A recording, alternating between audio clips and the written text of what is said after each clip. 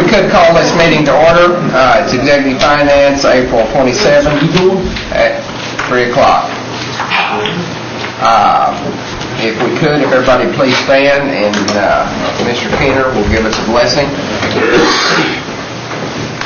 Our divine, holy Father God, we give thanks unto Thee for this wonderful, beautiful day of this gathering here for the assembly of doing business of the Cherokee Nation. And Lord, we pray that You be with our chairman, and Lord, be with the council and be with the administration as we come. And Lord, that we have this meeting here in an orderly manner.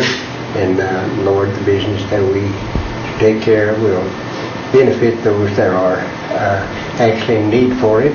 And Lord, and as we go out through this day, we just ask Your love, kindness, and Lord, we give You the greatest of adoration that there is, Lord. And we thank You for Your love, kindness, Lord. Just help us now to learn, listen, and be a laughter and joy in life.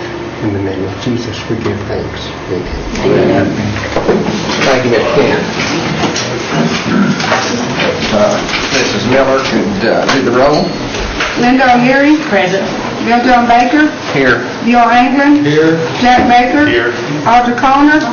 Joe Crittenden. Here. Meredith Bailey. Here. Don Garvin.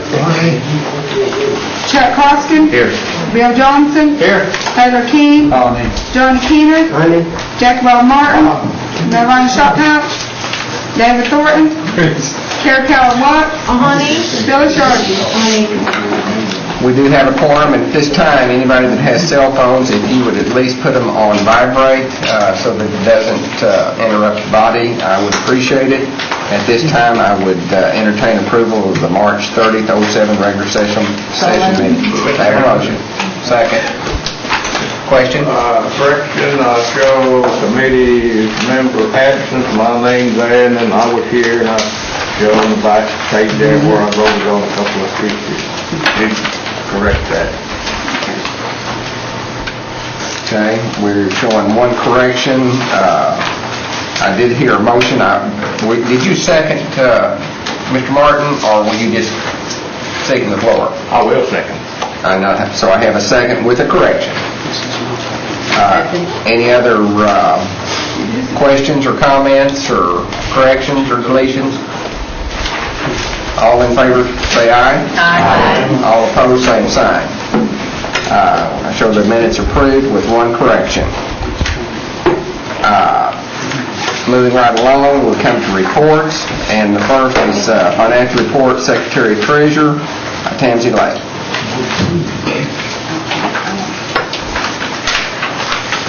Good afternoon.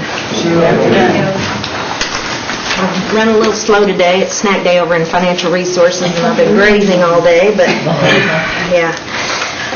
Currently, we're reviewing the first half of the fiscal year 07 financials for the Cherokee Nation and making the corrections that we need, finding what we need to find right at this point instead of waiting until the end of the year.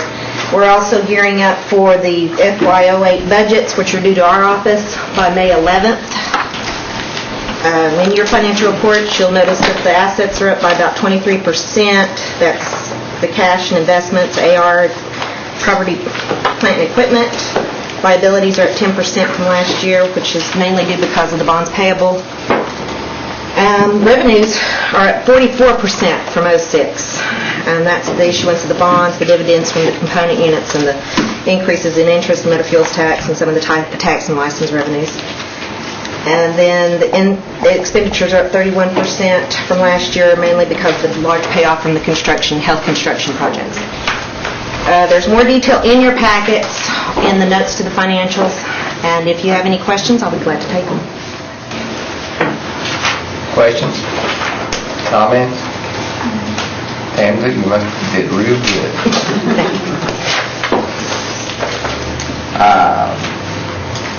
We've got Cherokee Nation Enterprises. I believe Mr. Stood in here, so we'll have Sean.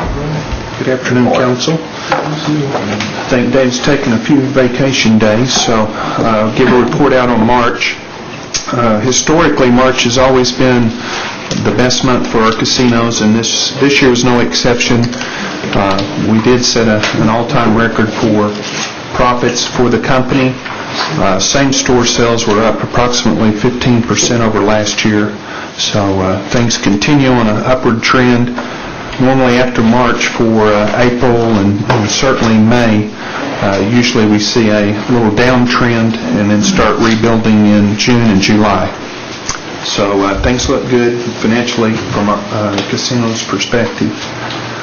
In terms of the projects, I'd like to update you on the Travel Plaza at Roland.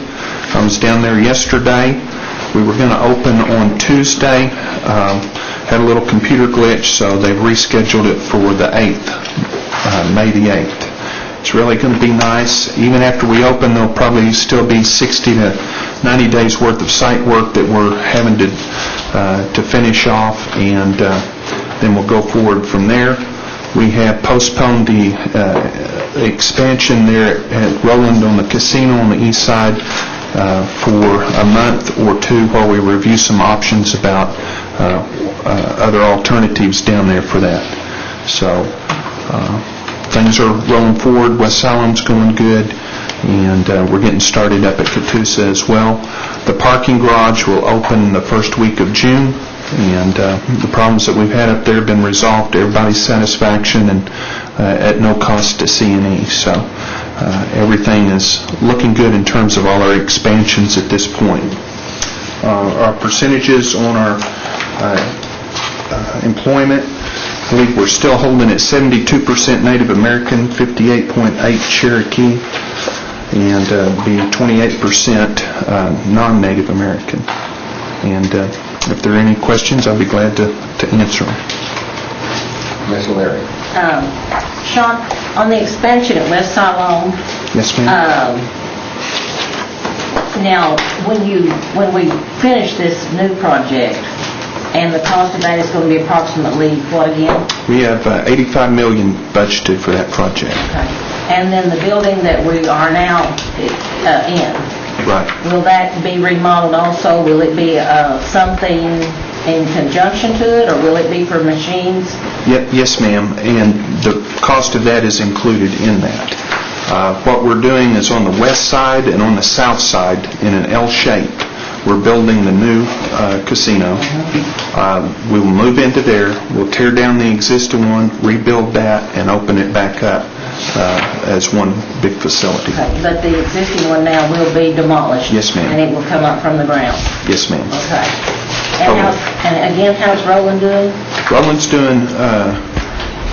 Roland's getting ready to open. I won't say it's doing good because it's past due, and there have been a multitude of just problems from the get-go with that.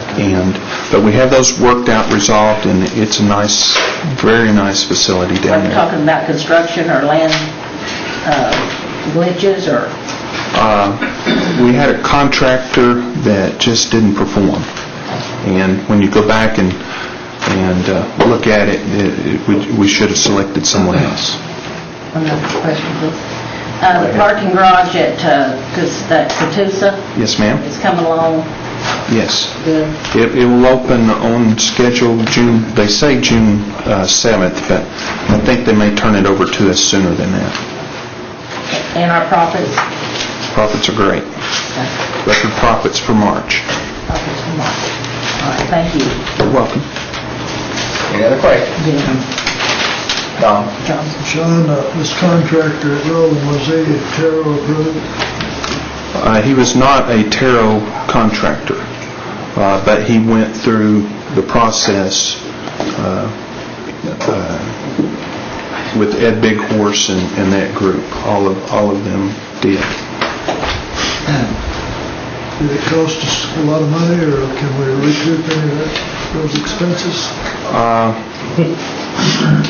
It'd probably be hard to recoup. I don't think we're out a lot more money. What we're out is the time of opening more than anything.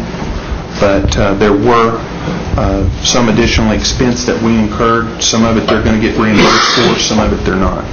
And it wasn't just the contractor's fault. We didn't really manage that project like we should have. So.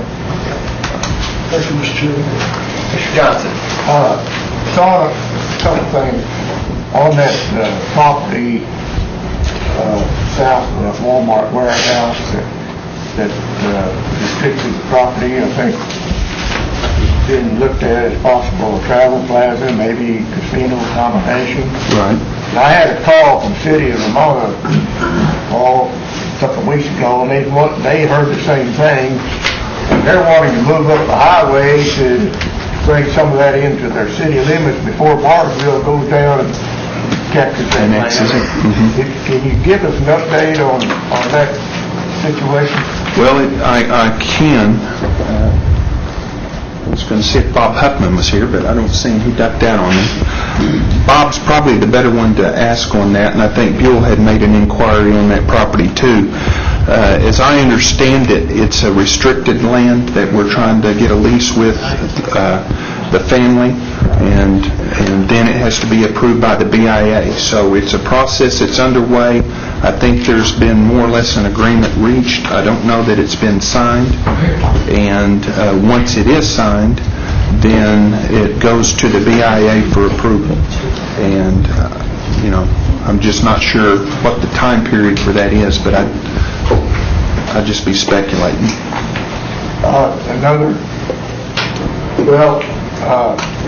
I don't know if you got any information, but I just heard this last week from people in Barberville said the Osage is buying a golf course on the west side of Barberville, which is in Osage County, and they're going to put some kind of operation there. Have you heard anything? I haven't heard anything about that. And, we've been working on this for a year, and it's a slow process. We're trying to get all everybody to approve it that needs to. Todd? Sean, on the various expansion projects that you just mentioned, has the CNE had to dip into the line of credit, or have they been able to cash flow it? We've cash flowed that. And we have enough cash to cash flow that for another few months, several months. But long term, we will need to tap into that. When do you think you might need to tap into that? I didn't look at the cash flow statement before I came, so I would hate to give you a date, but I think this fiscal year we're fine. I think in '08 we do. And I think maybe late 08. Sir? I think it's late 08. I believe that's correct, or second or third quarter. 96 million or something. Yeah. Cash. Any other questions or comments? Are you done? I'm done. Apparently you are. Thank you. No more questions, and you did good. Okay, Cherokee Nation Industries, Dennis McLemore.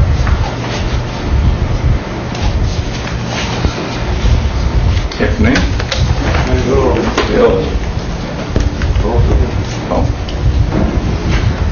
The balance sheet for Cherokee Nation Industries segments are as of February the 28th, and we had accounts receivable of $18 million, net inventory of $8.5 million, and we had accounts payable of $10 million, and our net equity or net assets is $10 million. For the year-to-date in our income, we have $70 million worth of sales, and profit is running at $1.5 million through the end of February. Based on our average sales of around $8 million a month, we'll probably break $100 million this year on our sales figure. And that concludes my report. Questions? Have you implemented the Dell contract yet?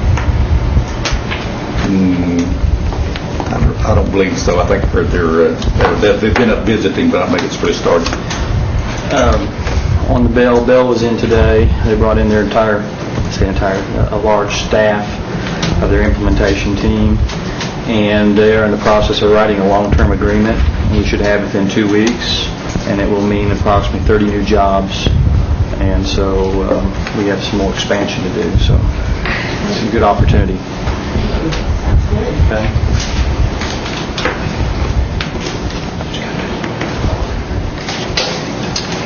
Any other questions? Any other question for Dennis? One, two? No more? All right, thanks. All right. Historical Society? Oh, I'm sorry. Okay. I would like to give a couple just highlights. I mean, we've had some really good things going on operations-wise.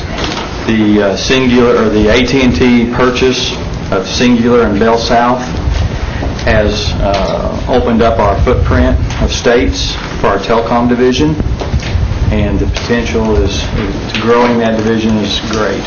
And so we're expecting some large growth over the next year, having to go market into those states. It's a whole new area, as whereas we were strapped into, when I say strapped, put in a certain area of how we work with AT&T. So there's some huge opportunities.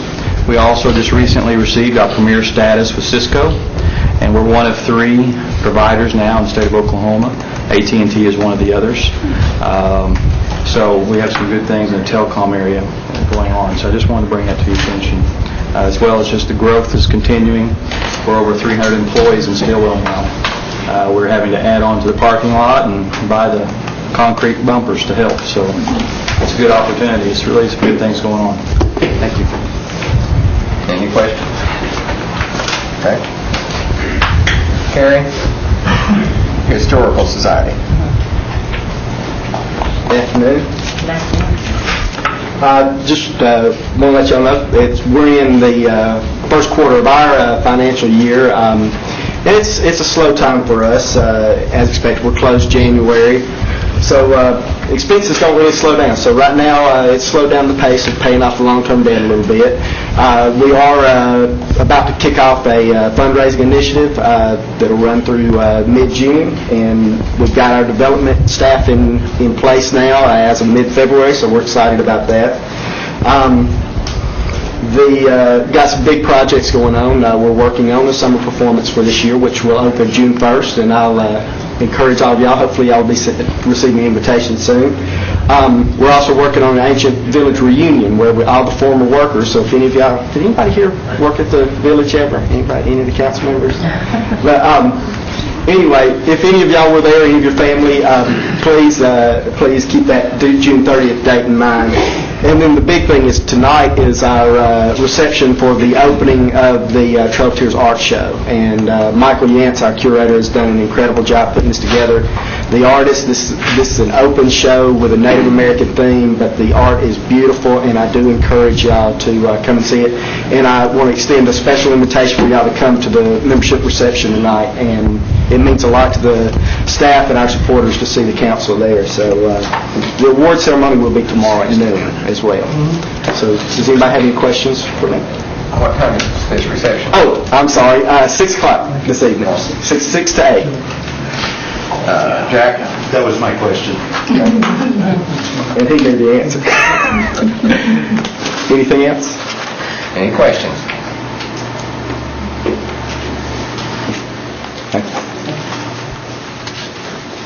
Okay, Cherokee Nation business. Well, you don't look like Callie. We both have blonde hair, so perhaps. I'm Brad Carson. I am here in the capacity today as the newly appointed Chief Executive Officer of Cherokee Nation Businesses. I don't have a detailed report for you. I would be happy to answer any questions for you, and if I could make one request, that is, I'll be trying to meet with everyone here on the council over the next few weeks to discuss with them Cherokee Nation's business activities. Mr. Keener has kindly already offered to buy me a cup of coffee in Locust Grove, an offer I intend to take up, and I look forward to having the chance to do that with everyone here on the council. I took this job because I strongly believe that what we do at C&B can be an important part not only of Cherokee life, but in revitalizing Northeast Oklahoma and indeed the whole state of Oklahoma. So I look forward to working with you to make that happen. I would be happy to answer any questions you might have. Question?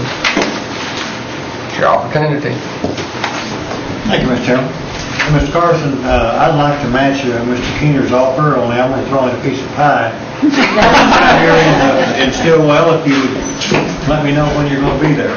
I get over to Stillwell often, my family is all there still, and so I will give you a call early next week and schedule that date to come over there.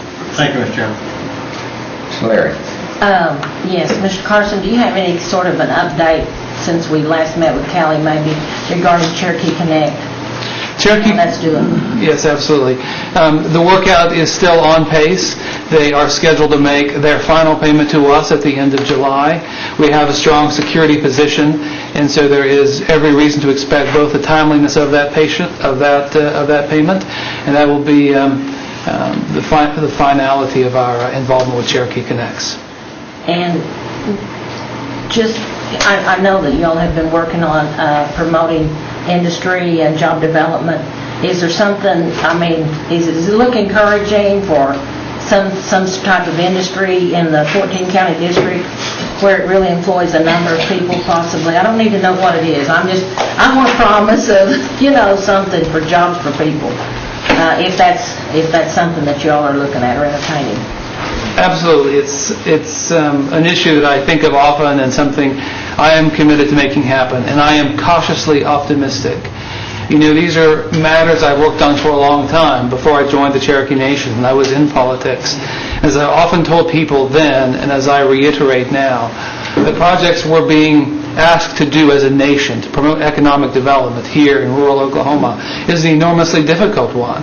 Lots of people around the country, whether they're in Indian nations, whether they're in municipal governments, whether they're in state government, talk about how do we bring industry to a state like Oklahoma. And you very rarely find successful examples of that happening. That being said, I believe that we have some unique advantages and some rare opportunities to make that happen. But it is difficult work, and so I want to temper my optimism with that caution. And how much money do you think we have received from Cherokee Connect to this date? We have received $450,000 in payments so far. The next payment, I believe, is $1.55 million, which will complete the work out of a $2 million payment from them. So that all was very promising compared to the bleak site that was a few months ago, actually. I am more than cautiously optimistic. I have every expectation that July 31st that we will receive that payment. And I do want to emphasize that if in that extraordinarily rare moment that we don't receive that payment, we have a security position where we are over-collateralized. And so we will recover that money. There is no question in my mind about that. And I too would like to offer you, when you come to our area, we'll have the whole 9-course meal. And I want to talk to you about developing industry in our area. They already have a piece of pie and now a 9-course meal. Yes. Mr. Hoskin better offer something for Benita soon, or it's all going to go to jail. Thank you. My pleasure. Thank you. Any other questions? Welcome, and I wish you well, and I certainly hope that CNB thrives and prospers. Thank you, Mr. Baker. You're very kind. Okay. At this time, I would like to entertain a motion to amend the agenda to take care of a Indian housing plan. We had passed through Melvina's committee, just changing the amount of the grant, and it's before everybody. If I can have a motion. So moved, Mr. Chairman. Second. I have a motion and a second to make it item number 4 or number 5. All in favor say aye. Aye. All opposed, same sign. Thank you. Community assistance.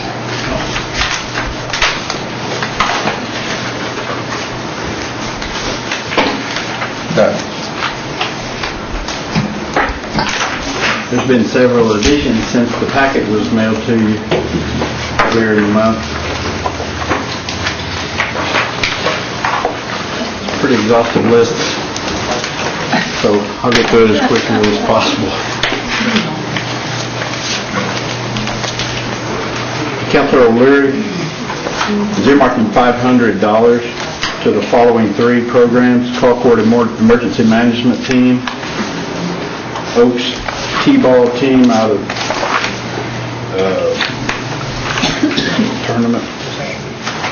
Is that a tournament? Can't read my own writing. Kansas High School, $500 for Business Professionals of America. And that particular assistance is being also funded by Ms. Shophouse for $824. District 3 counselors Thornton and Yargy are each contributing $250 to the Technology Student Association at Valiant High School. Mr. Garvin is contributing $600 to the following JOM programs: Braggs Public, Wagner, Rivers Falls, Muskogee, Fort Gibson, OK, Warner, Forum, Just 1 minute. You said $600. to each. Okay, this report says $755, It's been $760. changed. It is, okay, good enough. Also, Warner Public Schools has $2,700 for 2 different purposes. A leadership conference for half of that, and Mr. Garvey, can you help me with the other half, the one you called on last week? The other one is leadership conference in California. Okay, 2 different leadership conferences. Thank you. Mr. Johnson, Mr. Anglin, $500 each, Washington County Cherokee Association, as well as $500 each, Washington County Adult Center. In addition, $1,250 each for the New Hope Indian Methodist Church, organizational support. Cherokee Nation Immersion Classes is the recipient for their awards banquet, the amount of $163 from Mr. Martin, Mr. Crittman, Ms. Connor, and Mr. Baker. Mr. Hoskin, now these are all new to your report. Native American Student Activities for Nowata Public Schools, $500. Bonita Public Schools, $1,500 for teaching material and JOM banquet. $500 for Ketchum Public Schools, library books, materials, and software. $1,000 each to Blue Jacket School and White Oak School for physical education equipment and Cherokee education and native culture material. $450, Mr. Thornton for Valiant High School for All-Star Rings. $330, Mr. Keener. Let me Yes. back up and what's written here on this report on community assistance and go down to community assistance. And $500 Cherokee Elders is the Rainbow House. It is foot payment. And that's changing my mind. Yeah, that's last month. Okay. Okay. But it is changed. Yeah. Okay. Where was it? Never mind. Well, it has to go with Peter Park. Mr. Keener. Never mind. Okay, $330, War Pony Association. $600, Mr. Martin and Mr. Crittenden each, Peavine Public Schools for the JOM banquet. $1,000, Marble City Food Pantry from Ms. Yargy. Yeah, that's all I have. I have one, Dan. Okay. $500 for Spirit Kiwanis Club. $500 Sperry Kiwanis Club. Okay. And they're gonna match it actually since they're buying a wheelchair. Electric wheelchair. Mr. Martin? You have a motion, Mr. Chairman? They were just still finishing, I do not. Go ahead. I'll make a motion to approve. I've got a motion and a second. All in favor say aye. Aye. All opposed, the same sign. Let it be. Law enforcement request. Okay. Okay, this month's law enforcement, Mr. Keener, $5,300, Locust Grove for equipment. Town of Langley, $5,000 for equipment. Disney Police Department, $5,200 for equipment and uniforms. Town of Adair, $5,000, laptop computer and accessories. And Cherokee State Park, $5,000 for equipment. $11,000, Ms. Shop Pouch, J Police Department. I don't have anything out to the side though. Yeah, do you know what that's for? I think it's for a vehicle. Okay. Ms. O'Leary, $10,000, Delaware County Sheriff. What was that for? Vehicle, okay. $2,371.41 each from Mr. Thornton and Ms. Yargy for vehicle maintenance for the town of Marble City. Mr. Johnson, $11,342.73, which will deplete your balance, Mr. Johnson, for the city of Ramona for equipment. In addition to the report, I've got the following items. Mr. Garvin will deplete his balance, $3,052.65 for OK Police Department. Ms. O'Leary, J Police Department, $5,342, as well as $2,000 each to Afton Police Department, Colford, and Kansas Police Departments. I might make a point here that you all need to be aware that Mr. Keener has stirred things up.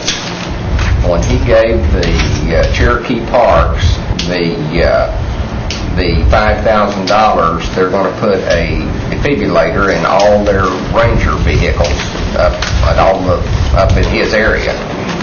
And I think Mr. Thornton's already got a call from Tin Killer, and I've gotten one from Sequoia, and they're wanting to know where they get theirs. So be prepared to be being asked. But I can't imagine any better use of the funds than to buy those defibrillators in that area. But Ms. County.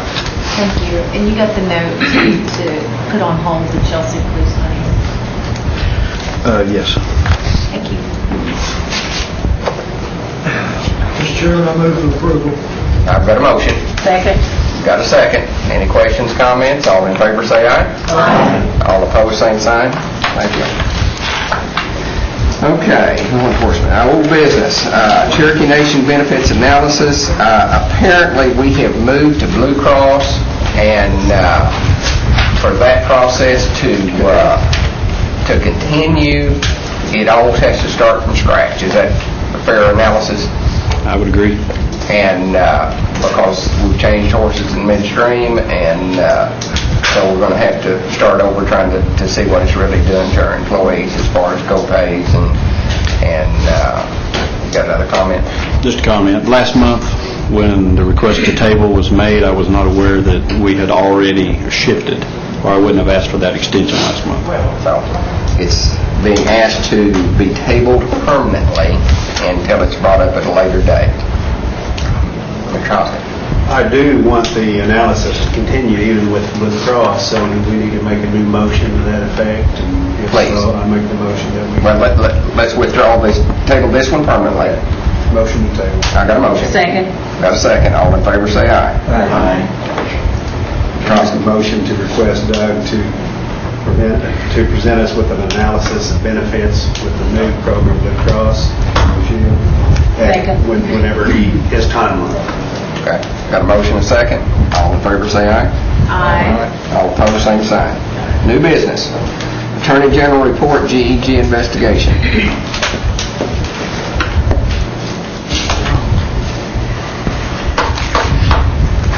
Thank you, Mr. Chairman. I was unaware that this item was on the agenda until yesterday when Mr. Hembry asked me if I had seen it, and I had not.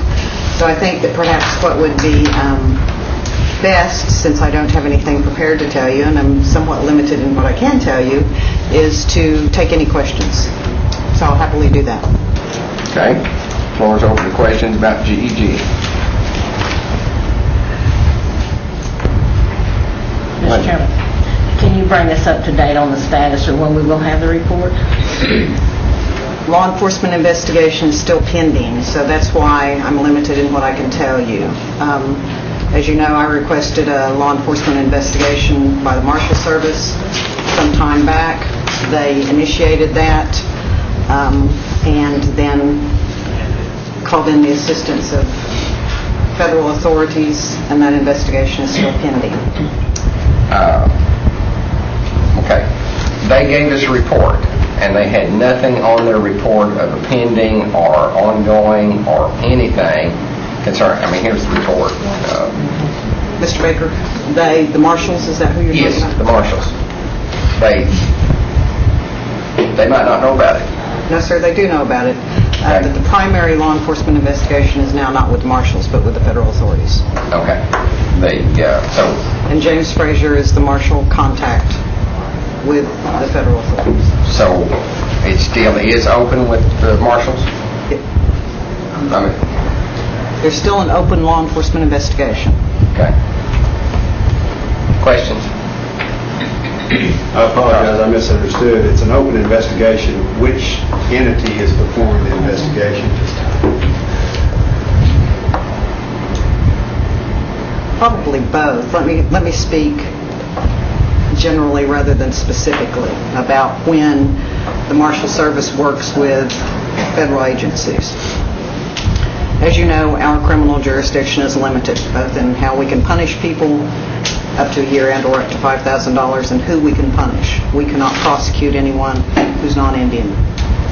So when an investigation into anything is commenced and for some reason the marshals, being our law enforcement branch, believes that they need the assistance of federal investigators either to gather more evidence that they don't have the capacity to gather because we're limited in what we can do with subpoena power and that sort of thing, or non-Indians are involved, or federal crimes may be involved, they contact the federal prosecutors and a federal investigation commences. Now that doesn't mean that the marshals stop work, but they will be assisting the federal investigation. So generally, that is how that works. What federal entity, DOJ, FBI, BIA, who is assisting with this investigation? The federal prosecutor is free to ask whatever law enforcement authority, federal law enforcement branch that he... So you don't know for sure? No, sir, I do. And I can talk to you more specifically about that later. Mr. Chair. Questions? Someone else raise their hand. Mr. Chair, I would like to keep this as an ongoing item on our agenda. That way everyone will be aware that it's on there. And I apologize for you getting this notice yesterday. But that way, when there is something to present, it'll be an agenda item. That's my motion. Got a motion to move it up to reports until a conclusion. Got a second. All in favor say aye. Aye. All opposed, same sign. Thank you. Any other questions? She takes her seat. I have one. Diane, being an ex officio officer sitting on the Senate board, there was some information that was brought to that board, and I don't believe this council's ever been updated on it. And at this status of the situation, maybe it's inappropriate for that, I'm sure, to happen right now. But this has been ongoing, supposedly. Now, this council's never received a formal notification that CNI was doing an investigation. I mean, not CNI, but the administration was looking into it in conjunction with the board. And I suppose at this point we don't need any formal notice, but I'm just trying to keep the council abreast of what's going on, and maybe at the next meeting, maybe you'll have more information to report to us. Councilwoman, I just can't. Okay. I can't, as long as there's a law enforcement investigation, I can't talk about it. I think that I have told the body more than once that the investigation was ongoing, and it still is, and I wish that it were faster. I truly do, but that's not in my control. Okay, thank you. Karen. Thank you, Mr. Chair. My understanding, I'm not a law enforcement officer or a lawyer, but my understanding is part of investigations is that they're not necessarily well known, so that you can create a valid investigation, right? I mean, that's why we can't really talk about it. It would be invalid. Well, I mean, maybe we're struggling on this body with what an investigation entails, like why, because we keep going back to this, and I'm frustrated because I don't think we're handling it properly. anytime there's any sort of law enforcement investigation going on, the more open it is, it can cause problems. Suspects can get word of it. People can leave. People can shred records. People can resolve not to talk as openly as they might if they didn't know it was coming. So that's why law enforcement investigators generally are tight-lipped about those things. And anytime the federal government is involved in any law enforcement investigation, they're super tight-lipped about it. So, Thank you. Thank you, Mr. Chair. Any other questions, comments? Thank you. thank you. Mr. Chairman? Joe? I have a construction budget modification that's coming from our health group. Has to do with the Muskogee joint venture over there. And I would like to amend our agenda to discuss this just for discussion only for a brief few minutes in the hopes that we might possibly amend the agenda at full council next month and pass this if that's what the desire of our committee. And so I would like to make that an amendment to our agenda, please. Second motion. Got a motion, a second, to amend the agenda for health issue for discussion only. I've got a motion and a second. Any discussion? Is it something that needs to be funded soon, that we need to just amend the budget mod to include, to go to full council? That's my understanding, but it might need a little bit of review before we actually take action on it. I mean, so Melissa has agreed to discuss it just for discussion only today. Do we have it in writing or anything? We can get some copies made. She's bringing them in. Okay. Mr. Chairman, we're wanting maybe put it on the May agenda, or is that what you're saying? Well, and that was my suggestion, but I'm just saying, if all we have is discussion only in here, we won't be able to pass it out for it to be a full agenda item in May. That's the only thing that... Yeah.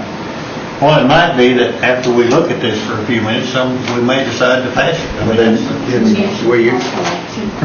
discussion and possible action or Okay, whatever. so you're changing your motion. Okay, thank you. So that you're asking, accepting a friendly amendment for possible action? Yes, sir. And the second was over here, and you accept that? Yes. All right, so the motion before us is to amend the agenda for item number 6, which has to do with the health department, for discussion and possible action. All in favor say aye. Aye. All opposed, same sign. It is so. All right. An act amending Legislative Act 2606, authorizing the comprehensive budget for fiscal year 07, Mod 7, declaring an emergency. Mr. Chairman, Taylor. I'd like to make a motion to approve Mod 7 excluding the $520,000 for funding of the van litigation, as we have not voted on this in full council. Second. Point of order.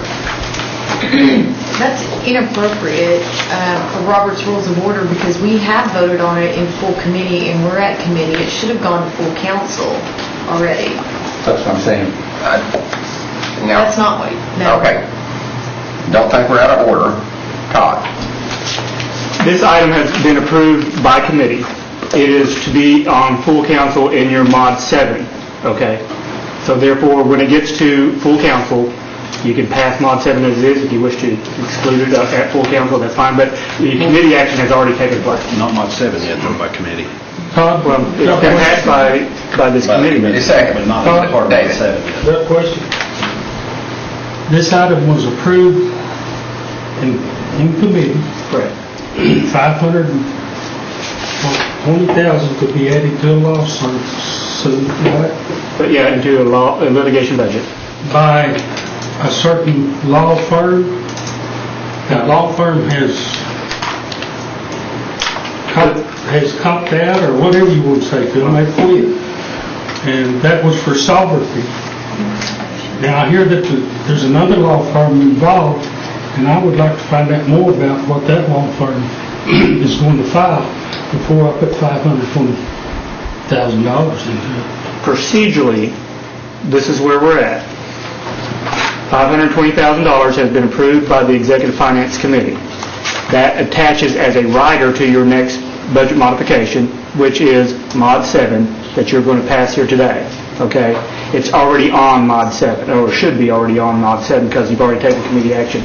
If you wish to debate the merits of the $520,000, the proper place to do that would be at the full council. Now, procedurally, the only problem I'm having is we've already passed it to full council. Correct. And now we're going to pass it a second time in this budget mod. Well, you're not passing it a second time, in my opinion. Because it's already, it's already part of the act. You approved part of Mod 7 before Mod 7 was presented to you last month. So it is a rider to this act. Okay. So, Mr. King, does your motion stand, or? I withdraw. Withdraw, okay. Here.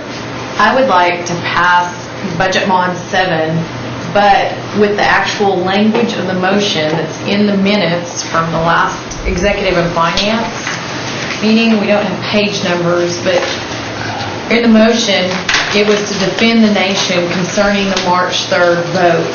Because the way this is written, I don't think it's either the language of the motion or the narrative that was provided. And it doesn't include Councilman Hoskins' amendment to do the reporting. It doesn't include that it could be any defense of any lawsuit, because it may not be just the ban lawsuit.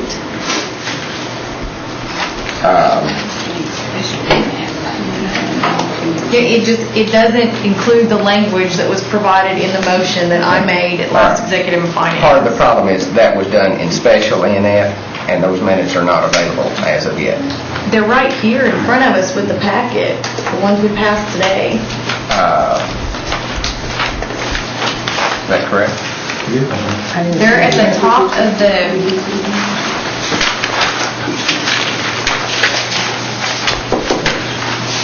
2, 3, 4, 5, the 6th page, including the page with our attendance.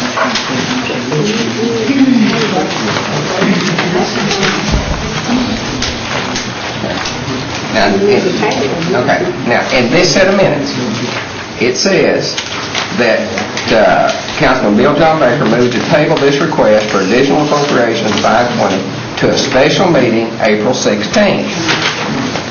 Okay, I stand corrected. Okay. But this is not what we passed out of the special meeting either, because we talked about it's a defense of the March 3rd vote, which could include other lawsuits. It could be federal court, it could be tribal court. This is not, and it doesn't include the reporting that Councilman Hoskins requested. I'm concerned that we're not putting the proper intent for that money behind.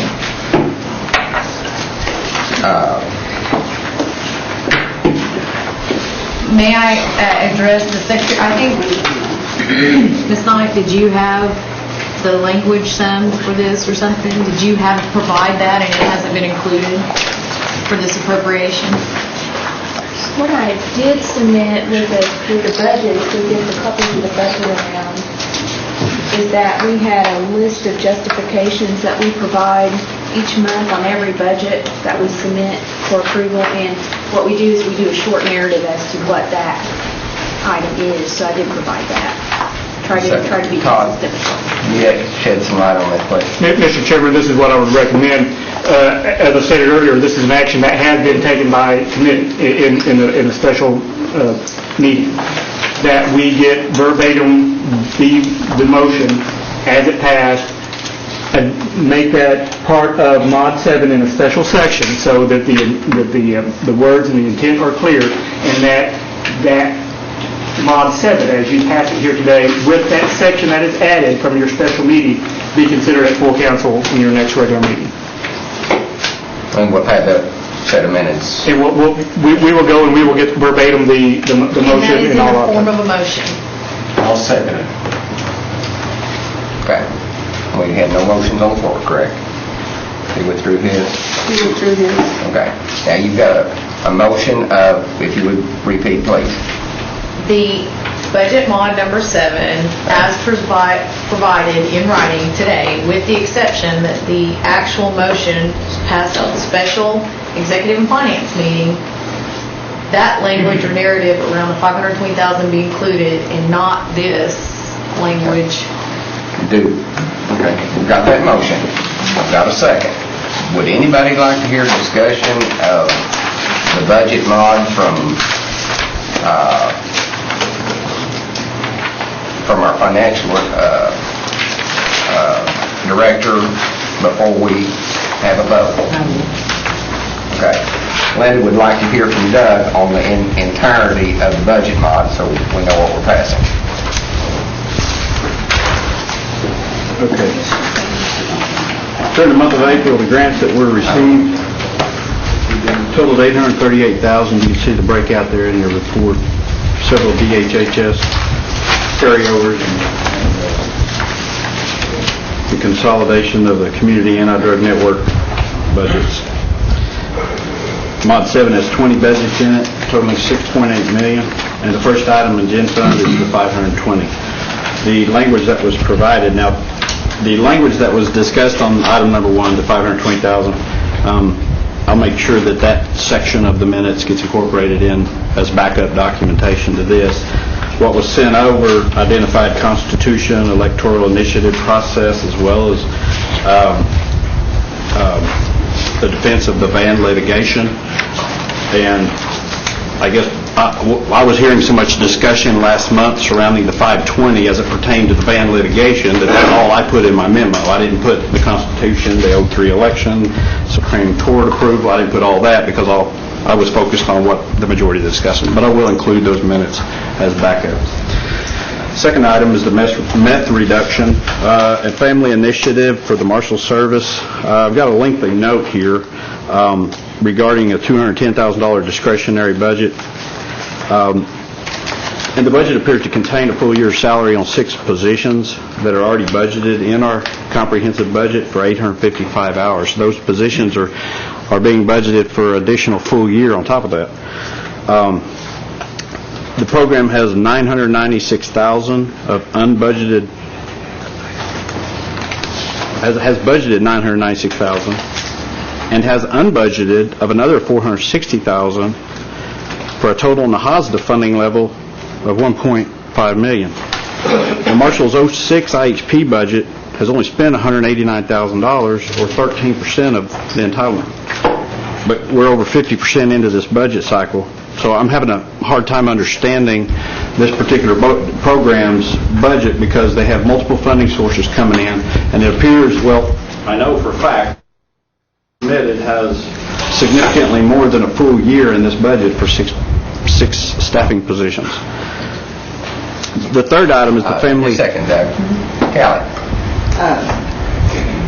What I would request is that we pull this particular item out of the budget mod. What I found was that there was a correction to the Marshals and the HOSDA budget that did not make it into this mod, and we will bring this back to the next committee with a full reconciliation of all the Marshals funding sources. Okay, we have a motion and a second on the floor to pass the entire mod. Would somebody like to maybe make a friendly amendment or an amendment to withdraw that 210? I've got a motion to... Second. I've got a second. All in favor of the amendment, say aye. Aye. All opposed, same sign. We'll strike the $210,076 out of this mod. You can expect, I'm sure that this will be in Mod 8 for next month's finance committee. Most likely, yeah. Along with the other corrections. Item number 3 is also a family initiative with ICW requesting $557,000. 16 of the 35 positions budgeted on this program is still vacant. But the program has been spending at a reasonable rate. They're 60% expended at April 19th. So although the staffing package and prediction for this operating cycle may be a little heavy on staff, they're obviously utilizing their funding for other areas, which they're fully entitled to by simply reallocating their line item budget, and it'll fall into place. ICW's parenting paraprofessionals requesting another $108,000. They're also, that budget spending at a reasonable rate % for the year. Gen Fund operation budget. Bringing forward the unexpended revenues from 06 now that the audit's complete. The available revenue in this budget is increasing by $13,619,000 for a total Gen Fund carryover from our previous fiscal year of $36,576,000. The next item is the Emergency Management Disaster Fund. They're requesting $14,000 to replenish supplies that were used in responding to the ice storm. Tribal Youth Program Subsidy is requesting a $54,500, requesting to subsidize until the end of the fiscal year pending some federal program approvals. The DOI, Public Law 102-477, is recognizing the Child Care Grant award of $2.5 million. NAHASDA fund is increasing $2.9 million, with a slight increase for the 05 to run out the carryover and shift some proceeds of sales over from the Housing Authority, or to the Housing Authority. The 2006 Indian Housing Plan is requesting to expend the remaining $2.7 million for 06 IHP. And you modified the 06 IHP slightly, and these will line up the budgets with that amendment made a few months ago. That completes my review. You've already addressed the item that I had mentioned in my memo that I was of concern. So, okay. Mr. Chairman? Ms. Larry first. Doug, what concerns me is item 5, that we would have a carryover amount of $36 million. Am I reading that right? Yes. 36.5. When we appropriated this money, and this is a very, very large amount to be carried over, and people being denied services all throughout the year. I would point out that there was $12 million of this was not appropriated by the end of September.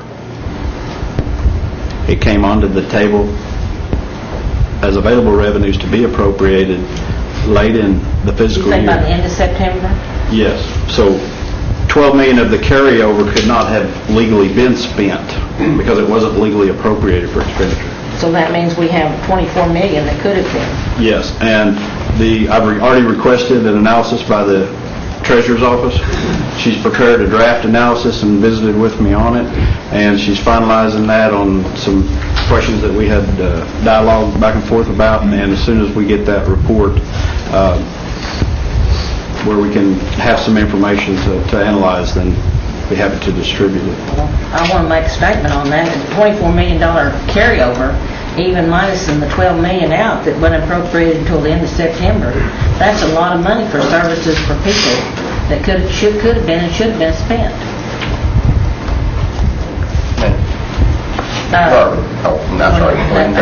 I just think that amount carryover is criminal compared to the services that's out there that our people should have been taking the benefits from when they were turned down. That's what I have to say.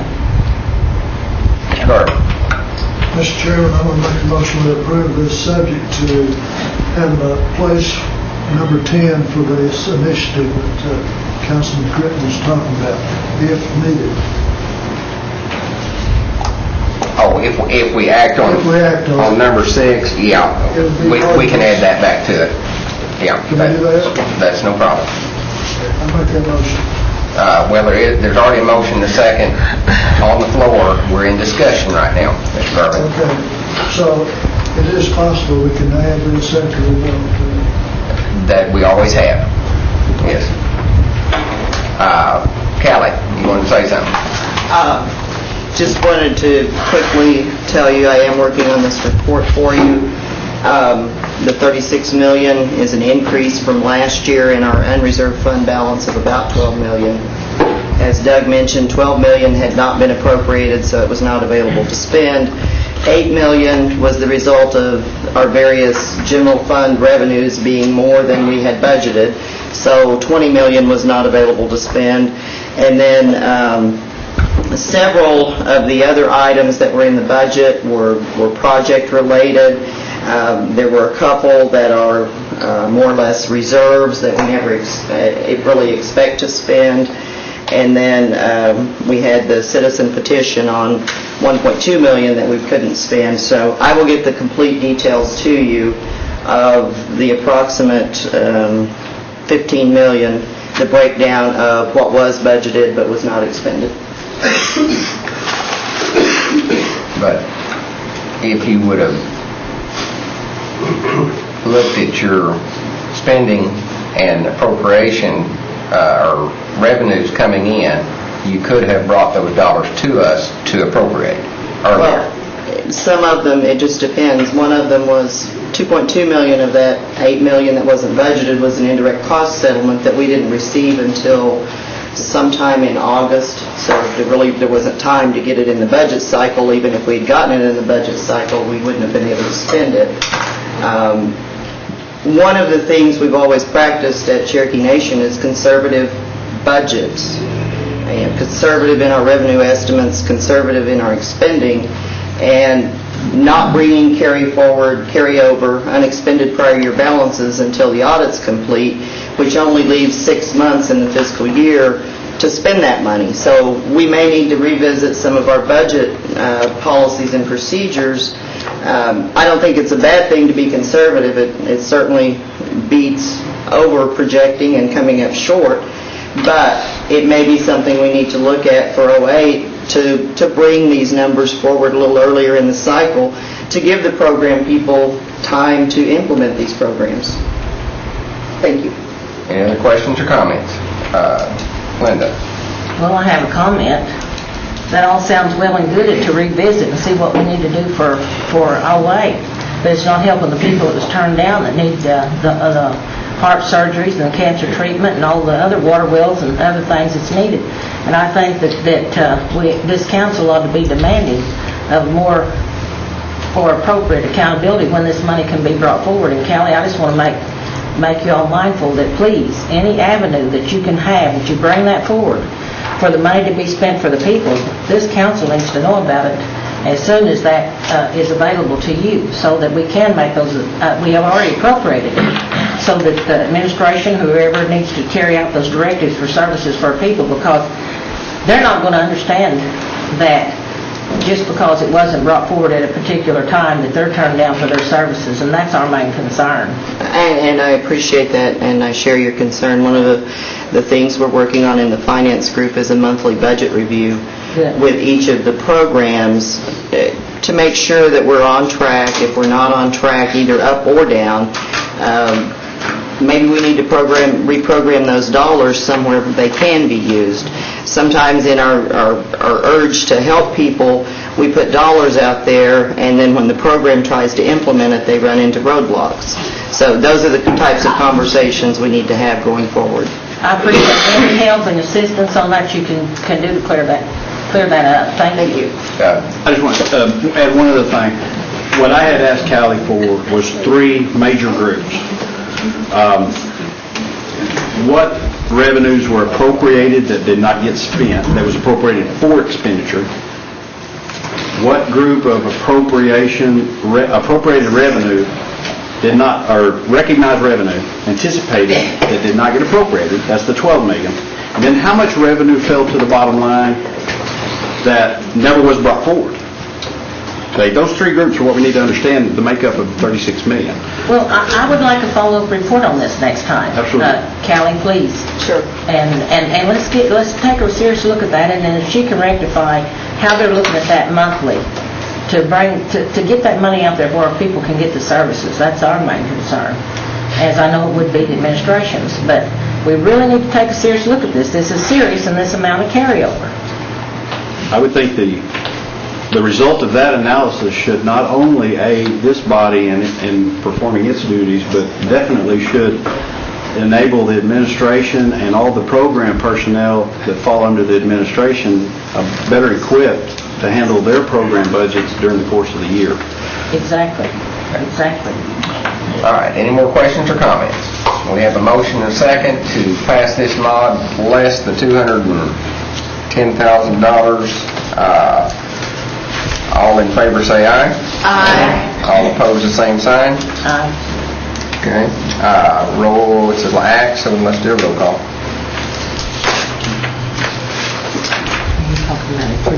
Phyllis Yardy, Carol Count Watts. Yes. David Thornton.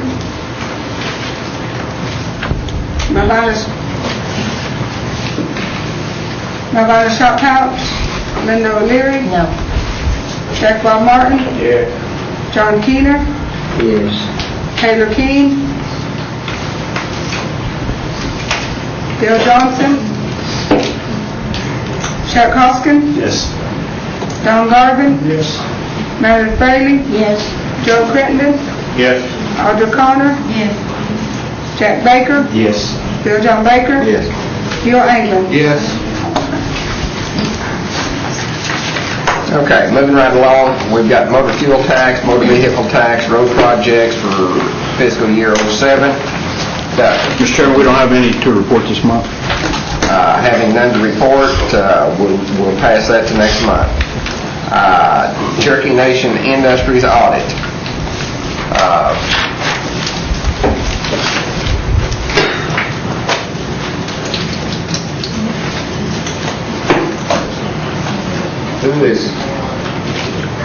Who has brought the audit?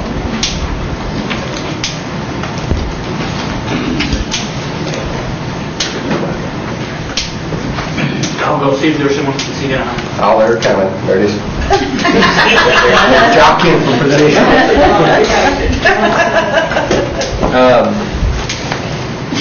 I wasn't aware that this was on the agenda. I asked also Mr. McLemore. We found out about this today. You are aware of the audit, though? I am aware of the audit. So You know it inside out, I would assume. I know quite a bit about the audit process, so I can answer questions, or even Mr. McLemore's here to answer questions if it's something that I'm not aware of, so. Okay. Okay. Do you have questions for me? I didn't come prepared, of what exactly you're... Anybody have any questions?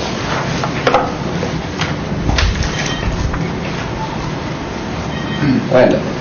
Well, can you give us just an overview of, without us asking specific questions, since we haven't seen the audit either, and you've been involved with it, maybe just an overview this time? Okay. Or whatever information.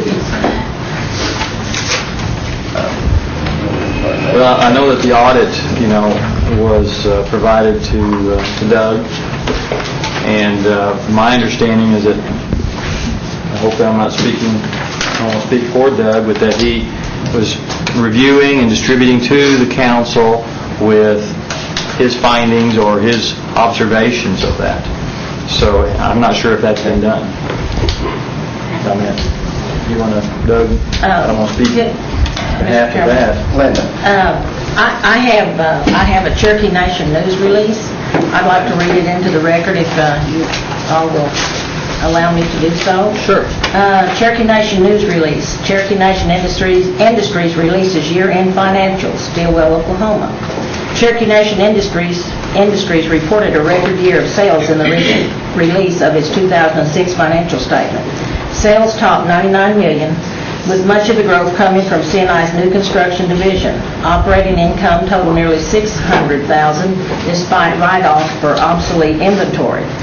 We are on the right track, said Brian Collins, acting CEO of CNI. Our manufacturing, telecommunications, staffing services, and construction management divisions were all strong contributors to CNI's record sales. The construction group was added this past year and is off to a strong start. The future looks good. The Stillwell-based company also reported record employment numbers, adding 109 new employees between 2005 and 2006 at the company's Telephone and Stillwell facilities. Total employment in those areas now totals 262. It is important for us to create quality jobs for our company growth, said David Blue, chairman of CNI's board of directors. Profitability is one measure of our success, and creating jobs in northeastern Oklahoma is another. Blue emphasized that CNI's core business remains successful while addressing the one-time adjustments resulting from investments in energy technology companies that caused an overall loss for the year. While we believe CNI could receive significant value in the future of the investments, the board and management team, in cooperation with our external auditors, have chosen to present a conservative financial statement and reduce the value of these investments to zero, Blue said. We believe these adjustments go hand in hand with several changes we have made in the past year, including strengthening internal controls, strengthening the process around evaluating new business opportunities, and repositioning the management team. We have also shifted the focus back to the expansion of CNI's core businesses. CNI's recent performance in core industries indicates a strong upward trend for the company. CNI's manufacturing division has been awarded several multi-year, multi-million-dollar contracts since the end of the last fiscal year. Cherokee Nation Construction Management, CNI's construction division, recently completed the new multi-million-dollar multi-purpose center at Sequoia Schools in Tahlequah and is overseeing construction of the Cherokee Nation's new health care clinics in Muskogee, Nowan, and Salisaw. Because of the growth in aerospace and defense manufacturing and distribution, we have been investing in our employees, equipment, and facilities, Collins said. I believe that CNI is poised for some of the largest growth since its inception in 1969, and its employees should take great pride in being part of this organization, Blue said. In January of 2007, CNI generates more operating income than we did for the entire previous fiscal year. We have also improved our net equity in the company by approximately $2 million since the end of the audit period. CNI and its affiliate companies are wholly owned by the Cherokee Nation. CNI was incorporated in 1969 to serve as the economic workforce development arm of the Cherokee Nation. The company has more than 30 years contracting and distribution experience in the aerospace, defense, and telecommunications industries. For more information on Cherokee Nation Industries, visit the company's website at www.cnind.com. Okay. And I assume that press release came from CNI? Yes. And in your opinion, it's an accurate? Yes, very accurate. Very accurate. I spent a lot of time on it with Mr. Blue. All right. And I asked Doug personally or professionally as a council person, as co-chair, to look at this press release and to look at the audit and make some observations of the two. Okay. And at this time, I ask Mr. Evans to reveal those observations, please.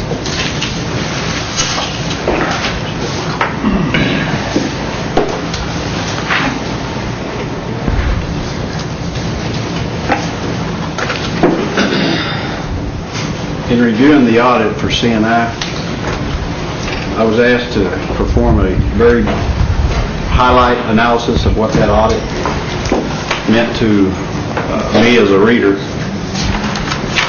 So I broke my analysis down into three categories: an operational highlight, investing financing highlights, Mr. Chair, before you proceed, could you clarify what you mean by as a reader? Is that you and your CPA role Yes. for acceptable? Yes. Okay, and standard practices of businesses? There's no standard practices for me to read or audit.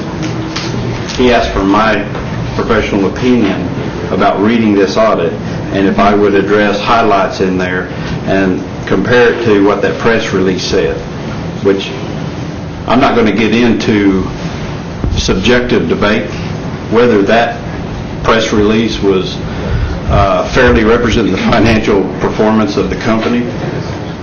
That's not my job. I have a question for you. Was there anything that was a surprise in that audit that we haven't discussed over the last year or so? Well, I can tell you there wasn't anything in there that was a surprise to me. Okay, if we've been paying attention in our committee meetings, is there anything that was a surprise in the audit after this past year of discussion? Well, sure, the independent auditors picked up things that we didn't as they pertain to internal control violations, reportable conditions where they could avail material misstatements of the financial statements. There were 4 reportable conditions that was issued in that audit. I don't know if everyone was ever informed of these. If you would continue what I asked you to do, please. From an operational perspective, the revenue increased by $16 million. Operating expenses increased by $19 million. There was a decrease in operating income compared to the previous year of $3.3 million, or 85%. The year ended with its operating income of $575,000, or 0.5% operating income. And it was primarily due to the medical service brokering segment of the company with an operating income level of $581, almost identical to the company's total operating income. Cash flows provided by operations totaled $12,000 for the year. The manufacturing segment operated at a $180,000 loss. The investing and financing highlights. The total net assets decreased by $4.6 million, or 35%, of its previous year's net worth level. Net assets is the term used now instead of stockholders' equity. The company's debt increased by $5.6 million, or 69%, to finance the investments that we know, the GEG and Idling Solution investments that were written off at the end of the year, which has already been reported, which accounts for the decrease in net worth. The write-offs were $4.8 million, and accordingly, the debt-to-equity ratio took a double hit that year by a $5.6 million increase in debt while reducing its equity $4.6 million. As you may be aware, debt-to-equity ratio is a common ratio that's used in the financing industry to measure a company's ability to secure or leverage its resources and asset base to secure necessary capital for future growth. The debt-to-equity ratio went from 0.99 to 2.2. So that ratio needs to be low, and it more than doubled. One other point is that C&D ended with a negative net worth at the end of the year. Other highlights the independent auditors pointed out. They noted 4 reportable conditions and considered them to be material weaknesses. Material weaknesses can lead to misstatements caused by either error or fraud in financial statements. A material weakness in internal control should be highly regarded and addressed by management. The board of directors has a responsibility to minimize any conditions and enable the management of the company to be available whatever resources to correct these conditions. 3 of these conditions had to do with segregation of duties and conflicts of interest. They're identified in the audit books as 06-1, 2, and 3. C&I management feels the recommended changes are not cost beneficial and has no plans of correcting these internal control weaknesses. The reason that I pointed this out in a highlight is because when an independent auditor points these out as a material weakness, I think it's very imperative that all companies' management, at whatever cost, should be availed the resources needed to address these issues, whether they're cost beneficial or not, because that's the reason the auditors point them out. They can become grossly cost beneficial to address them, and if you don't, they can have the opposite effect. fourth material weakness deals with the governing body establishment of policies and monitoring actions of management. And this condition has been acknowledged by the board and management and is currently being addressed. And that's the oversight policies that Mr. Blue has reported to this body in the past for proper oversight by that body. That concludes my highlight that I was asked to do. And as I said before, I don't want to get into subjective statements regarding whether my interpretation of these financial statements are fairly predicted or or my opinion of the financial condition of this company was adequately presented in a press release. All I can say is this is how I interpret it based on the numbers. Thank you. Any questions of Doug or Brian or anybody? One question, I have a copy of his analysis. Copy of his analysis, okay. Any other questions or comments? Brian? No, I just, if you had any questions? Anybody else? I'd like a detailed report on this next month. Okay. The audit that's completed, and point of order, do you have something to say? I was just curious, because that's what the audit is. Have you not read the audit? Well, I don't have it in front of me. No, I don't. Well, he's But provided that's that to nothing. He's going to bring it next time. Okay. We've all been provided the audit, have we not? Okay.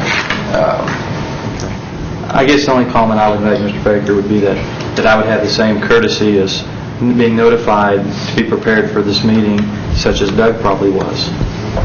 And I was not prepared, and I should have had questions and concerns brought forth to me. I've been traveling all week. I would have been more than happy to try to detail out any of your questions. We can make that happen, and we'll put it on next month's agenda the same way it was on this month's, and you can be totally prepared. Okay. Now, the other thing, I will go back, we do have an audit committee, and we do have board of directors, and I will bring it to their attention. They may, and by that time, you might have something worked out on some of these material weaknesses, and in the way it's stated in here, and versus listening to how it's presented, even in Doug's view, there's many views, and we have audit chairman that I'm going to suggest that we may even want to have a special session if we want to get into full detail of what's in here. So, okay. That's all I have. So. In the report that she's requested, can you give us an answer to Doug's highlights that he's pointed out to us and explain those to his satisfaction or work with him? Or why it may have been worded in that manner. It's not so much of an answer. It may have been at that time of the circumstances.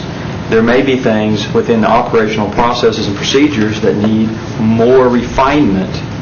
And at that time, the answer given at the audit was to the best of the ability of whomever might have given that area of responsibility within our finance. It's not to say it's not going to be addressed. It's at that time. So, yes, we can look at that and try our best. Concerns, and I'd like to see those addressed if that's what you're asking. Yes, because our overall intent is to raise the level of integrity, the credibility, and the confidence. I view Doug's opinion as from the standpoint, I appreciate his advice when I do sit down and talk to him, because he brings out things that are going on, and when he looks at financials, that it's important to us that we meet the requirements of the Cherokee Nation and the Council's, approvals. So. That's why.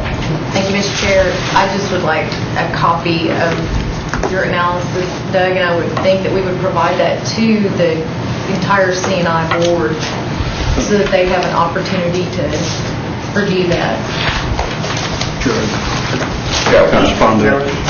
I also would like a copy of that, and I have one other thing that kind of bothered me when I first heard it.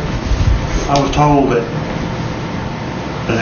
didn't see any documentation, but I was told that some of the employees were told that certain bonuses or whatever that might have been due at a certain time might not have been paid to them as a result of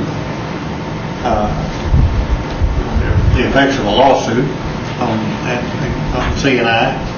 And based on what I've heard here today, I would think there'd be a whole lot more than that involved in it. And I would like that addressed too, if I could. Mr. Collins. Bonus is at what time frame? I would suppose it was the last quarter. Second quarter? Second quarter, I mean, yeah. Okay. Second quarter was not bonusable based upon the goals and measurements.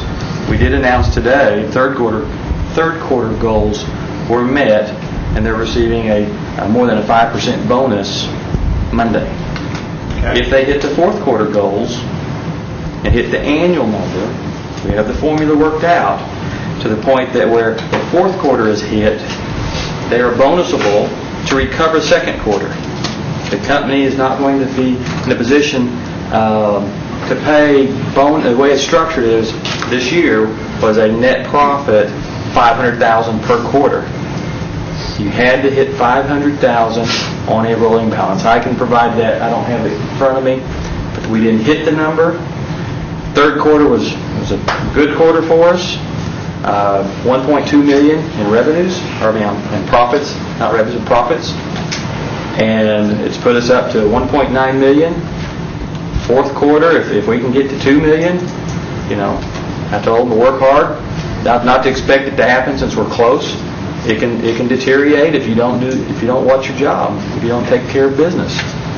They'll be in a position to get a fourth quarter bonus, and then when we complete our audit, if everything looks good, they'll be able to recover that second quarter. So we've broken it out on net profits, not revenue-based. The old bonus programs were revenue-based. They weren't driven off profit. We've made changes. We're making people accountable. We're empowering people, make them responsible. And that's how we're going to improve the overall company's progress and growth. And we're seeing that. So.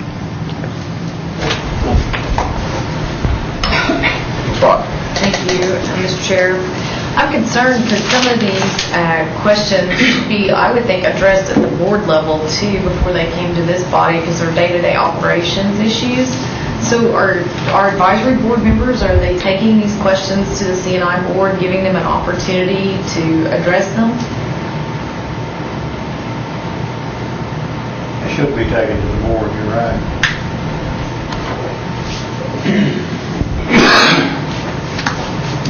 These questions should be taken to this body right here also. That's right. Every council person in here should pay heed to what this CPA of ours has to say. I highly recommend him to anyone if they want to sit down and talk to him. But he's our CPA, and these questions were brought up by him today. So these advisory board members could, they can take them to the next meeting. Right. But I think so in the past they've already taken them to. There's one thing that bothers me on this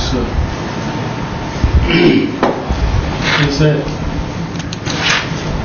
we've got a $5 million write-off for inventory, and I'd like to know what that inventory is for this $5 million write-off.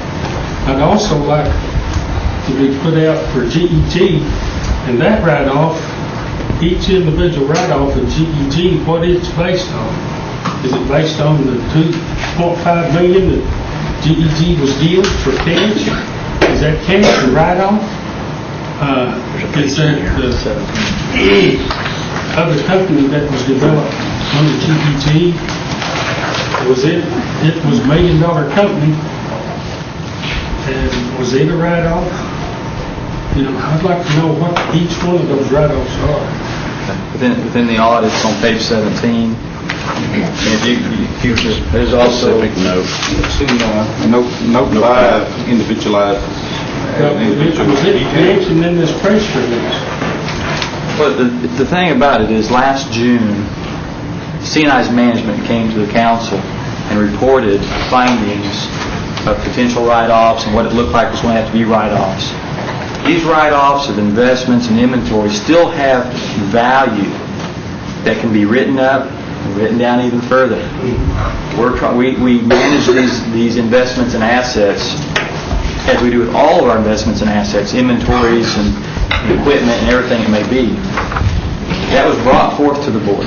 There was many articles that were, I don't know any other word to say it, there was many articles that were very destructive to our customer relations and to our employees' credibility. Not just management. Those write-offs were on the BIA loan, and then the BIA apparently wouldn't honor that loan. Nice. On that $6.25 million. That's not correct. Well, I believe it is. Okay. There was no bank defaults. There was no defaults on any of our line of credits with the bank. Then the audit, there's no defaults. We've sat down with the bank. We've sat down with the auditors. We revealed all the information. $99 million in revenue. Okay, record year. We have growth going on. It was brought forth. There was many articles. We lost opportunities because of these articles. We came forward and we put a press release telling you what we're doing to change and make positive directions for the company and for the Cherokee employees. You know, we're adding on parking lots. We're gaining a lot of ground. We've built back up the net assets. There's investigations going on. There's things that are happening. I mean, there's things that we're trying to do to recover. But it's in position that we have a public company here that we can't disclose all the things we're working on, trying to help even make the company stronger and regain our strengths, our values in some of these assets.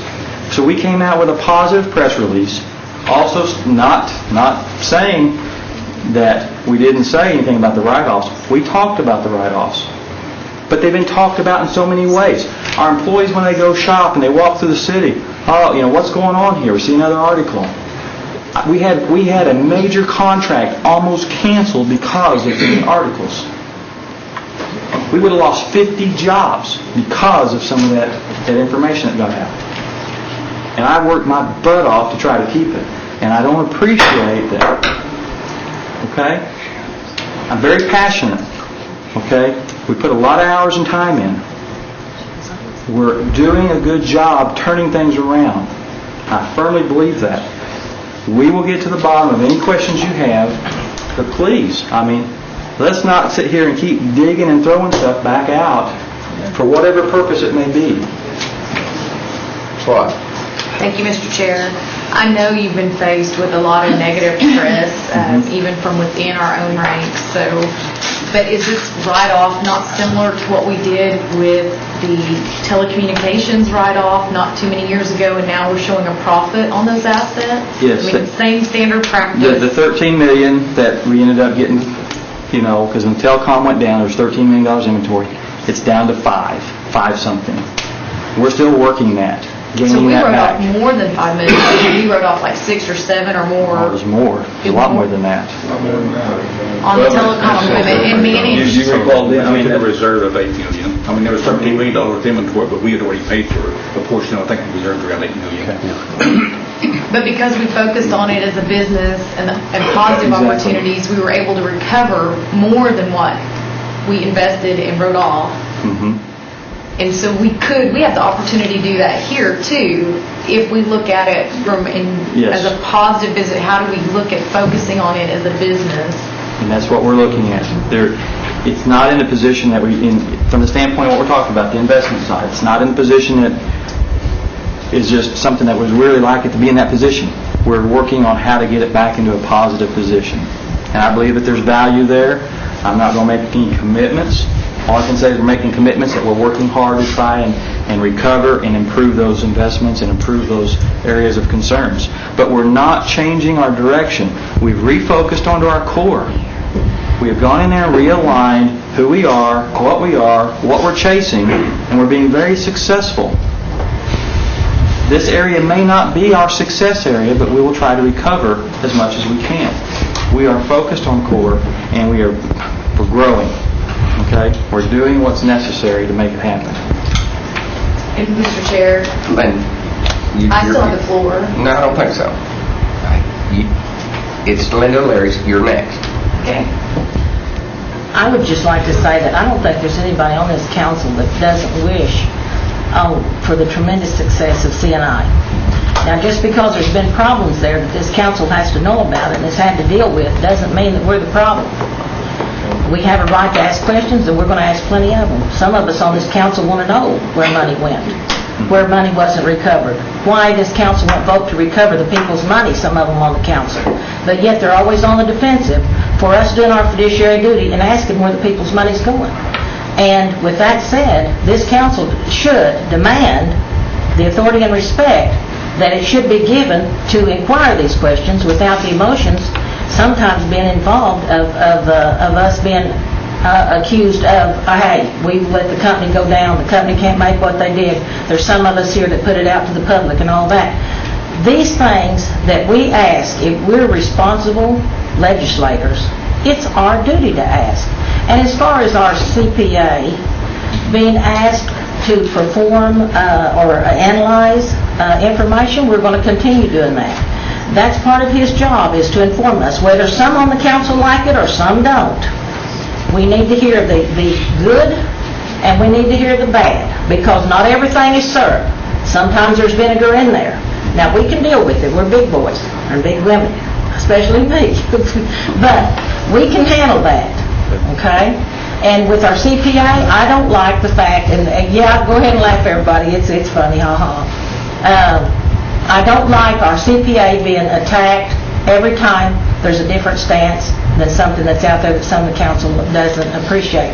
And I want to say to you, Doug, I commend you for bringing what you view in honesty and honest representation, being our CPA, to this council, even though you are oftentimes attacked. And I'd like to say that for one, I just don't think that's appropriate. But, and Brian, I know that, and Dennis, I know that you all work hard, and we compliment you on that. But this is the body that needs to know what's going on. And I do appreciate the challenges, because it's going to make us stronger, and it's going to make us provide better reports, and I understand the commitment level. I think sometimes there's things that we can probably do better together to get to the end result. And it's not that we're hiding anything. We'll disclose anything and everything. It's just about having the opportunity to understand the objective so we can get it taken care of for you in a timely manner. And I think it's just a little bit being caught off guard, a little bit of what to be prepared for today. And I apologize for that, and I can't assure you, but I will hope that doesn't ever happen again. But that being said, I want to commend our CPA. I think all of us have trust and faith in him, and with you all working together and know exactly what the status is, that's what we're looking for. We're asking for truth and honesty. Right. And that's all. And we need to do that and represent our people. And I can assure you that the CNI's management, we have been working very close with the internal audit, with the Attorney General, with CNB staff, with Doug. Anything that's required, we want to bridge the credibility and the confidence that we're going to be forthright and produce what's necessary. Full disclosure. I appreciate that. Okay. That's what, Linda. Thank you, Mr. Chair. I do have concerns and problems with our Cherokee Nation businesses ran by Cherokees, especially in areas like Stillwell, where there's minimal economic development opportunities. I don't appreciate members of the council slandering our businesses and our employees in the press. I don't appreciate the press getting opportunity at government information and business information prior to Cherokee boards, the Cherokee Council, the Cherokee people obtaining the information. I don't think that's correct. I don't think that's the way that we should run or conduct our business here on this body or within our boards, and we sit on those boards. And I think those are the proper places for these things to begin, or to give our Attorney General the opportunity to conduct investigations appropriately without the press potentially ruining evidence or investigations, and that the witnesses that need to be able to freely give the information they might have obtained. So I do caution us because we took a public company, slandered it publicly, drove its stock price down, and the Cherokee people own it. And we caused some of our own financial loss. That's a problem. And I wish we could police ourselves better, but that won't happen. The Cherokee people have to vote on what happens. So appreciate your time, Mr. Chair. Thank you. Doug? Excuse Mr. Martin. Martin? Go ahead, Doug. I want to make a comment. Okay. I just wanted to let all of you know that this company has hit a few significant bumps in the road. The employees had very minimal involvement in the decision-making that was done at a certain level, and that company does need this body's support. It will continue to need, and I can't stress this, it will continue to need this body's support in the future. Now, my report is strictly objective. Anything that I just read is straight off the audit report. I put no subjective interpretation of my own into that analysis. Thank you. I'd like to address some of the material finding items because there has, I know the way that the audit report reads. 1 second, Mr. Martin, you got the floor. Okay, excuse me. Thank you, Mr. Chairman. I've watched C&I for the last 7 or 8 years after the, I guess council approved me to sit on the advisory committee. C&I facility in Stillwell is more or less in my backyard, and I know the majority of the employees there. Now, I don't know the numbers that you guys are talking about, and I've told the group before that this was my feeling about the company was that I wouldn't expect the company to give us, Cherokee Nation, any dividends, but to allow them to take the profits that they make and put it back into the company to expand the company so they can employ more Cherokee people. And I asked Dennis a while ago, and I know he can't remember, 7 years ago. 7 minutes ago, something. We get to that age in life, that we can't remember yesterday, but the employees at that plant, and of course, C&I is larger than the plant in Stillwell, America. It has overseas businesses and whatever, very profitable. But I think I understood Mr. Collins say that there are 252 employees in that area today.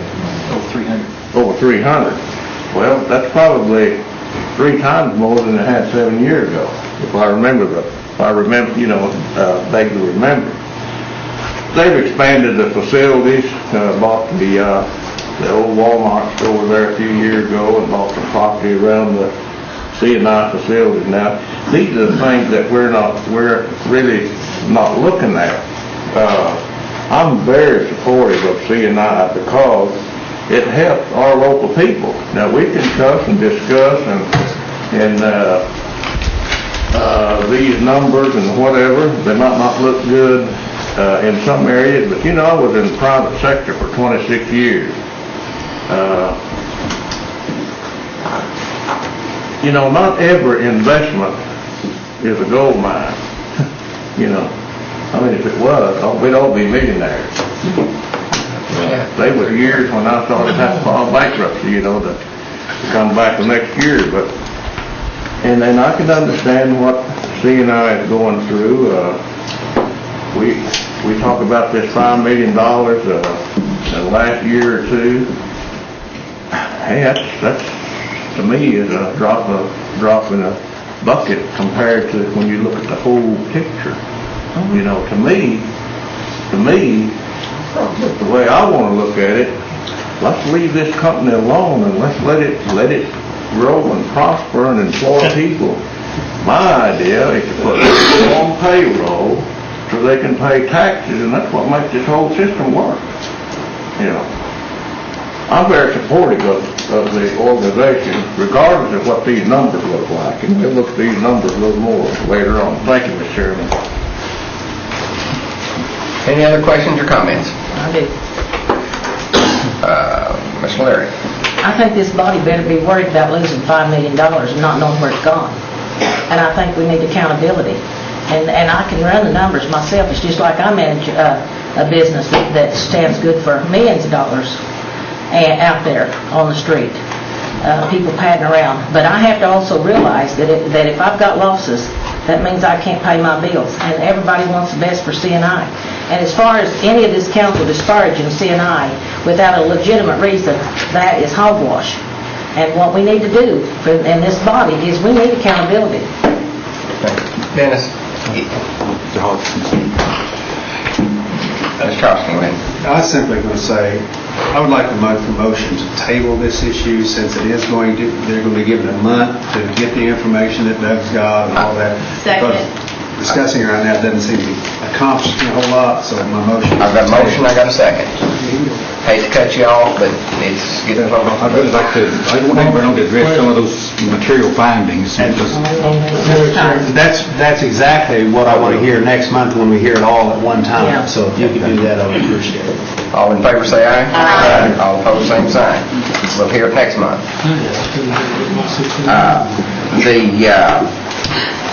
IHP, you've got it before you. We amended the agenda. Move to approve. I've got a motion, I've got a second. Any questions, comments? All in favor say aye. Aye. It is not an act, so it's approved. The last thing is Health Department. Do we have that in writing, Mr.? We were supposed to have copies made. I think we do have. We don't know. We still don't have it in writing. Melissa, is this time sensitive? It is time sensitive. I don't know that it has to be done today. The reason it's time sensitive is I was explaining to Mr. Crittenden that... Keep passing while you talk. I'm going to do one thing at a time. In order to get our operational dollars for 07, sorry, let me get back to it. When we signed our joint venture agreement with Indian Health Service, we stated in our joint venture agreement that the facility was going to be completed in August of 07. What that means then is that we get 2 months of operational dollars from Indian Health Service, staffing dollars. If we don't have a facility completed in August, then I forfeit that staffing and operational dollars, which would hurt the Cherokee Nation because we wouldn't get that money, which is anywhere, we're still arguing over the exact amount, but it's anywhere from $2.2 million to $3.4 million. I just wanted to, if I could just give you three big bullet points about this. We started this project, our construction project, on all 3 of our construction sites, probably a couple years ago now. I lose track of time. But when we went out to bid for bond issuance for those constructions, we did estimates of what that construction was going to cost us for all 3 facilities. Since that time, there's been a couple major things. One is that our original estimate for Muskogee, and these are rounded numbers, was on about 95,000 square foot facility. We were able to renegotiate with Indian Health Service to add a podiatry program for our diabetics at Muskogee, which increased the square footage around 6,000 square feet. The clinic per square foot cost is about $250 per square foot, so that's about an increase of $1.5 million. We also, the equipment estimate was about $6.2 million because of an appropriation shortfall We only got $3.9 million from Indian Health Service, so there was a shortfall of a little over $2 million for equipment.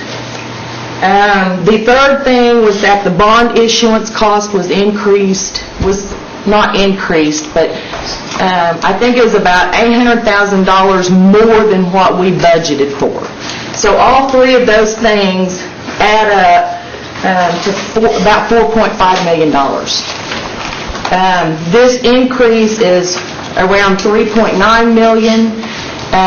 We have found funds internally with health, like WIC got a grant to help us do some of it. There's some other health money that we were able to obtain to make up some of those differences. We had to wait on the final cost estimate from C&I, Construction Management, to be able to do this. This is the only time that I've come for more money for the construction projects.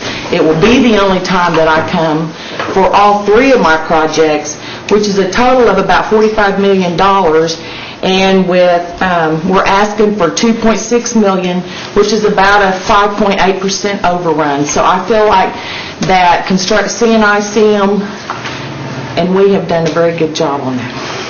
Karen. I have a question and then a bunch of it. Is there an opportunity for some of this money?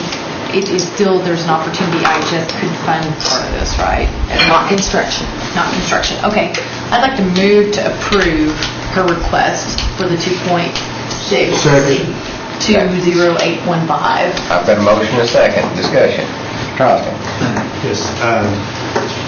Melissa, help me out here again. Okay. Why this short notice, and tell me the time frame here that we have?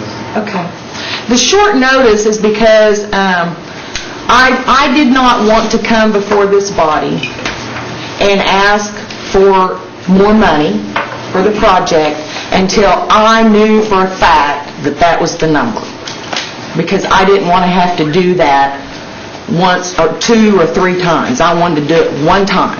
So we got the final numbers last week. I was out of town last week, came back in this week. We were able to find these other dollars within health this week.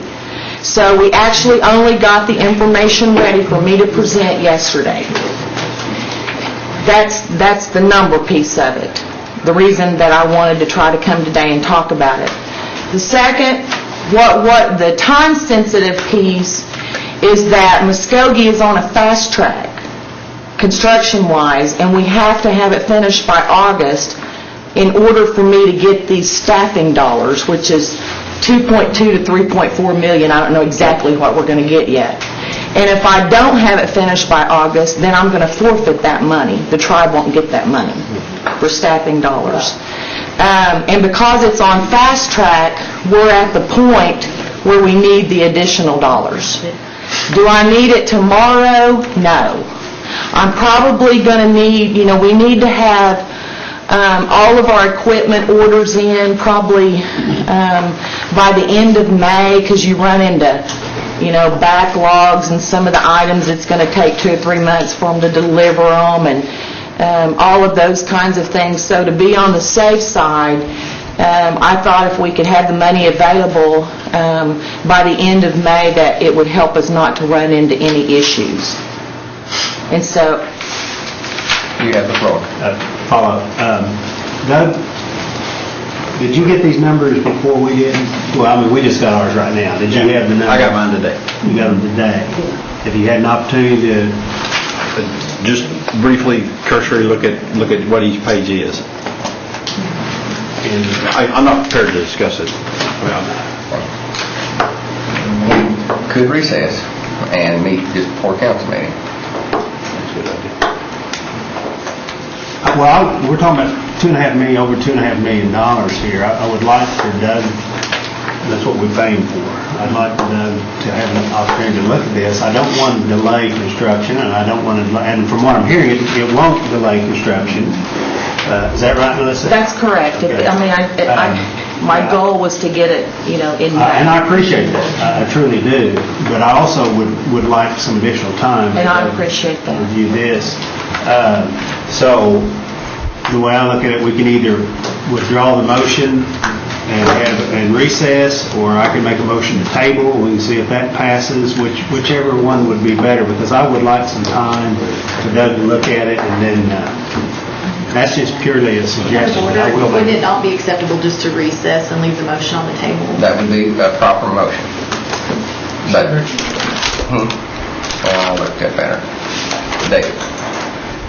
I'm for recessing, coming back and passing it as far as I'm concerned. That motion. Losing federal dollars, I surely don't want to lose that kind of form to staff this clinic. Pardon me? I'd like to make a motion to move to a full. Just a second, Terrence, got his... And I would like to, Melissa, could you also give us an overview of why the overcost, the overruns? Could you bring that to that meeting also? Yeah, I just gave those 3 reasons. I If you want understand. those in writing, I'd be glad to do Well, that. just kind of give us a better explanation of why the overrun cost was that high. And I agree, it's not high compared to some things, but it still is overruns. Okay. So if you could, is that okay?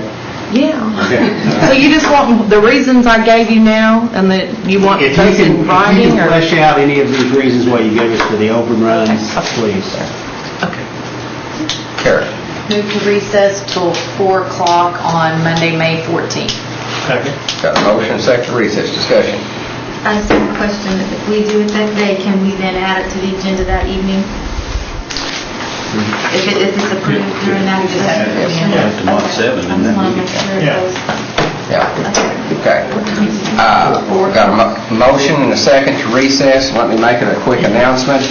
Next month's meeting, this says that it's going to be May 25th, but that is holiday weekend. And so I'm proposing that we make it Thursday, May 31st, so that we don't get into Memorial Day weekend. Time out at Sovereignty Symposium. I know I'm presenting. I think Meredith's got something too, so you could do the Friday. The first? Friday the 1st? Is that more better? So moved. I've got a motion and a second to make it Friday the 1st. June the 1st. All right? I've got a motion and a second on the floor. Well, all in favor of moving the meeting? Aye. Okay. And now I've got a motion and a second to recess until 4 o'clock, May 14th. 4 o'clock, May 14th. All in favor say aye. Aye. All opposed, same sign. Are we moving rules too? I would hope.